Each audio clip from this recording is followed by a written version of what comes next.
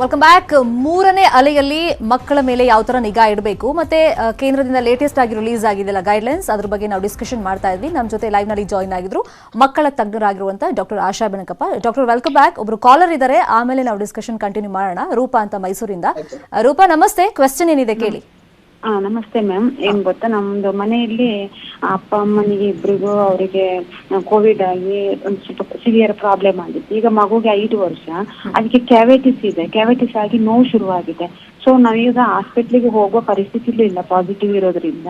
ನಾವ್ ಎಂತ ಮಾಡ್ಬೋದು? ಮಗುಗೆ ಆಂಟಿಬಯೋಟಿಕ್ ಕೊಡ್ಬೇಕಾ ಏನು? ಆ ಕ್ಯಾವಿಟಿಸ್ ಆಗಿ ಅಲ್ಲಿ ಸ್ವಲ್ಪ ಪೇನ್ ಇದೆ, ಸ್ವಲ್ಪ ತುಂಬಾ ನೋವಿದೆ ಮಗುಗೆ. ನೋಡಿ, ಕ್ಯಾವಿಟೀಸ್ ಬಂದ್ರೆ ಉಪ್ಪು ನೀರಲ್ಲಿ ಬಾಯಿ ಮುಕ್ಕಳಿಸ್ಕೊಳ್ಳಿ ಮಗು. ಆಮೇಲೆ ಬೆಟಾಡಿನ್ ಅಂತ ಒಂದು ಲೋಷನ್ ಬರುತ್ತೆ, 1 ಗ್ಲಾಸ್ ನೀರಿಗೆ 1 ಚಮಚ ಆ ಲೋಷನ್ ಹಾಕ್ಬಿಟ್ಟು ಬಾಯಿ ಮುಕ್ಕಳಿಸ್ಕೊಳ್ಳಿ. ದಯಮಾಡಿ ನೀವು ವೈದ್ಯರಾಗಬೇಡಿ. ಆಂಟಿಬಯೋಟಿಕ್ಸ್ ನ ನೀವು ಮನೆಯಲ್ಲೇ ಬಳಸಬೇಡಿ. ಆಂಟಿಬಯೋಟಿಕ್ಸ್ ಇಂದ ಆಗುವ ಪ್ರಾಬ್ಲಮ್ಸ್ ಈಗ ಕೊರೋನಾಗಿನ್ನ ಇನ್ನಷ್ಟು ದೊಡ್ಡ ಸಮಸ್ಯೆಗೆ ನೀವು ಸಿಕ್ ಬೀಳ್ತೀರಾ. ಪಾಸಿಟಿವ್ ಇದ್ರೂ ನೀವು ಆಸ್ಪತ್ರೆಗೆ ಹೋಗ್ಬೇಡಿ ಅಂತ ಯಾರು ಹೇಳಿಲ್ಲ. ಎಲ್ಲ ಕೋವಿಡ್ ನಾರ್ಮ್ಸ್, ಮಾಸ್ಕ್ ಹಾಕೊಂಡು ಸ್ಯಾನಿಟೈಸರ್ ಹಾಕೊಂಡು ದಯಮಾಡಿ ಮಗುವಿನ ಹಲ್ಲಿನ ಡಾಕ್ಟರ್ ಹತ್ರ ಕರ್ಕೊಂಡೋಗಿ ಡಾಕ್ಟರ್ ಆ ಕ್ಯಾವಿಟಿನ ನೋಡ್ಬಿಟ್ಟು ಪ್ರಿಸ್ಕ್ರಿಪ್ಷನ್ ಕೊಡ್ಲಿ.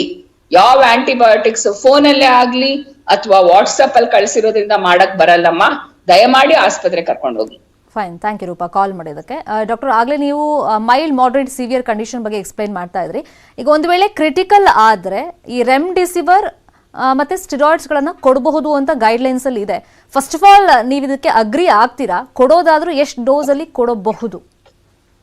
ಡೋಸ್ ಎಲ್ಲ ನಾವು ಇಲ್ಲಿ ಚರ್ಚೆ ಮಾಡೋದು ಬೇಡ.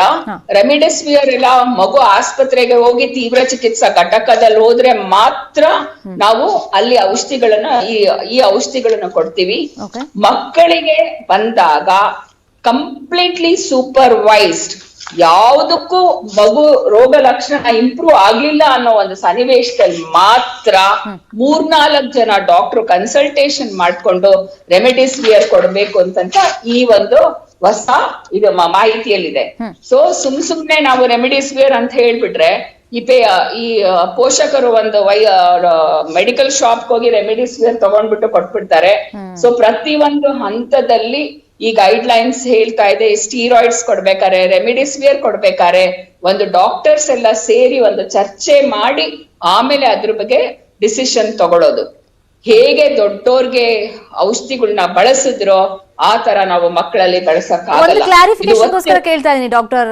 ರೀಸೆಂಟ್ ಆಗಿ ಸೆಂಟ್ರಲ್ ಗವರ್ಮೆಂಟ್ ಇಂದನೇ ಹೇಳಿದ್ರು, ಆರೋಗ್ಯ ಇಲಾಖೆನೇ ಹೇಳಿತು, ಈ ರೆಮ್ಡಿಸಿವಿರ್ ಬೇಡ, ಒಂಥರ ದಂಧೆ ಆಗ್ಬಿಟ್ಟಿದೆ, ಅದನ್ನ ಕೊಡಬಾರ್ದು ಅನ್ನೋ ರೀತಿಯಲ್ಲೆಲ್ಲ ಡಿಸ್ಕಷನ್ ಆಗ್ತಾ ಇತ್ತು ಅಂತ. ಈಗ ಮತ್ತೆ ಕೊಡಬಹುದಾ ರೆಮ್ಡಿಸಿವಿರ್? ಇಲ್ಲ, ಮಕ್ಕಳಲ್ಲಿ ಕೊಡಕ್ ಆಗಲ್ಲ, ಕೊಡೋ ಅವಶ್ಯಕತೆ ಇಲ್ಲ. ಫೈನ್. ಈಗ ಒಬ್ರು ಕಾಲರ್ ಹೇಳಿದ್ದಾರೆ, ಮಾತನಾಡಿಸ್ಬೇಡ, ಆಮೇಲೆ ಸ್ಟಿರಾಯ್ಡ್ಸ್ ಬಗ್ಗೆ ಡಿಸ್ಕಷನ್ ಮಾಡೋಣ. ಶ್ರೀಧರ್ ಅಂತ. ಶ್ರೀಧರ್ ಅವರು ನಮಸ್ತೆ, ಪ್ರಶ್ನೆ ಏನಿದೆ ಕೇಳಿ. ನಮಸ್ಕಾರ ಮೇಡಮ್, ನಾನು ಶ್ರೀಧರ್ ಅಂದ್ಬಿಟ್ಟು ಕೆಂಪಡದಿಂದ. ಓಕೆ. ನಮಗೆ ಪಾಸಿಟಿವ್ ಆಗಿತ್ತು, 25 ದಿವಸ ಆಗಿದೆ. ಮನೇಲಿ ಒಂದು ವರ್ಷದ ಪಾಪು ಇದೆ.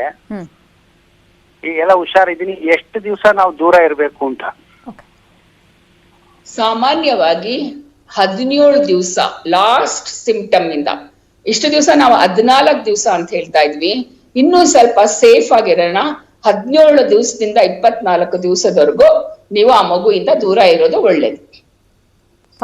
ಸೊ ನಾರ್ಮಲಿ ಅಷ್ಟ್ರೊಳಗೆ ಸಂಪೂರ್ಣವಾಗಿ ನಿಮ್ಮ ದೇಹದಿಂದ ವೈರಾಣು ಹೋಗ್ಬಿಟ್ಟಿರುತ್ತೆ. ನಿಮ್ಮ ದೇಹದಲ್ಲಿ ರೋಗ ನಿರೋಧಕ ಉತ್ಪತ್ತಿಯಾಗಿ ಆಂಟಿಬಾಡೀಸ್ ಶುರುವಾಗಿರುತ್ತೆ.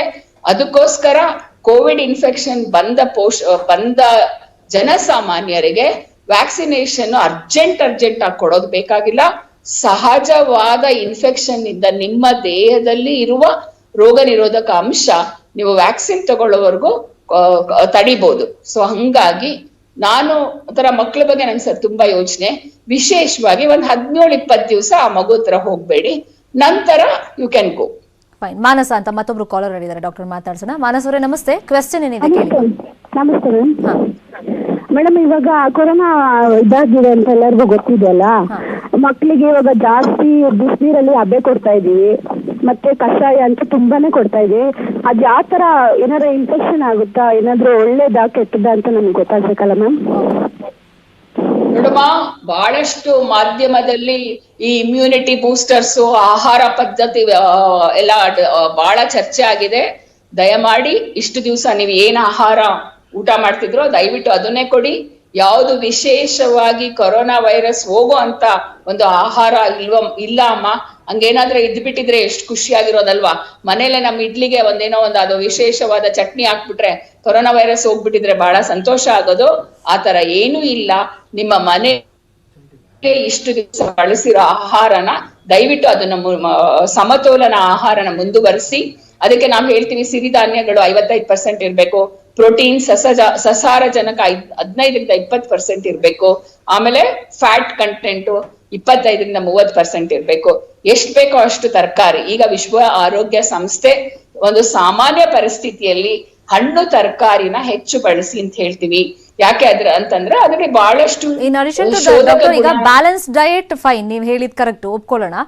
ಬಟ್ ರೀಸೆಂಟ್ ರಿಸರ್ಚ್ಗಳೆಲ್ಲ ಹೇಳ್ತಾ ಇದ್ವು ಜಾಸ್ತಿ ಇವಾಗ ನಾವು ಸ್ಟೀಮ್ ಯೂಸ್ ಮಾಡೋದ್ರಿಂದ, ಅದ್ರ ಜೊತೆಯಲ್ಲಿ ಜಾಸ್ತಿ ಬಿಸಿನೀರು ಕುಡಿಯೋದ್ರಿಂದ ಈ ಟೇಸ್ಟ್ ಬಡ್ಸ್ ಎಲ್ಲ ಹೋಗ್ಬಿಡುತ್ತೆ ಕಂಟಿನ್ಯೂಸ್ ಆಗಿ ಕುಡಿಯೋದ್ರಿಂದ ಅಂತ. ಮಕ್ಕಳನ್ನೇನಾದ್ರೂ ಎಫೆಕ್ಟ್ ಆಗುತ್ತಾ ಜಾಸ್ತಿ ಈ ಹಬೆ ತಗೊಳ್ಳೋದು ಅಥವಾ ಬಿಸಿನೀರು ಕಂಟಿನ್ಯೂಸ್ ಆಗಿ ಕುಡಿಯೋದ್ರಿಂದ?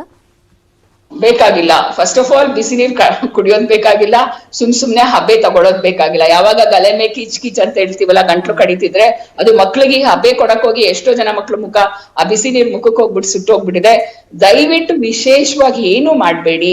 ಸಹಜವಾಗಿ ಇಷ್ಟು ದಿವಸ ನೆಗಡಿ ಕೆಮ್ಮು ಜ್ವರ ಬಂದಾಗ ಹೇಗ್ ಮಾಡ್ತಿದ್ರು ಅದೇ ಸನ್ನಿವೇಶ ಈ ಕೋವಿಡ್ ಪೆಡಂಭೂತ ಇರೋದ್ರಿಂದ ಬಹುಶಃ ಇದು ಕೋವಿಡ್ ಇರ್ಬೋದು ಅಂತ ಒಂದು ಅನುಮಾನ ಬಂದಾಗ ಡಾಕ್ಟರ್ ಹತ್ರ ಹೋಗಿ.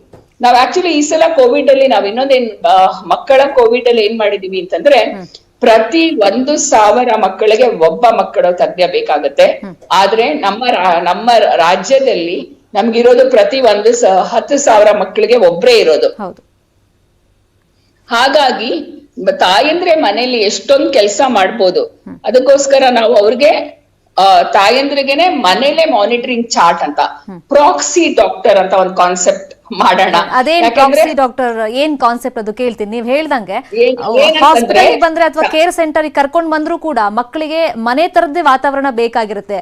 ಫಾರ್ ಎಕ್ಸಾಂಪಲ್ ನಾವು ಕ್ಲಿನಿಕ್ಗೆ ಮಕ್ಕಳನ್ನ ಕರ್ಕೊಂಡು ಹೋದಾಗ್ಲೇ ಅವು ತುಂಬಾ ಹಠ ಮಾಡಕ್ ಶುರು ಮಾಡ್ಬಿಡ್ತಾವೆ. ಇನ್ನು ಒಂದು 17 ದಿನನೋ 20 ದಿನನೋ ನಾವು ಹಾಸ್ಪಿಟಲ್ ಇರಬೇಕು ಅಂದ್ರೆ ಅವ್ರು ಕೇಳೋದಿಲ್ಲ. ಸೊ ಹಾಗಾಗಿ ಮನೇಲೆ ಯಾವ ತರ ಮಾನಿಟರ್ ಮಾಡ್ಬೋದು.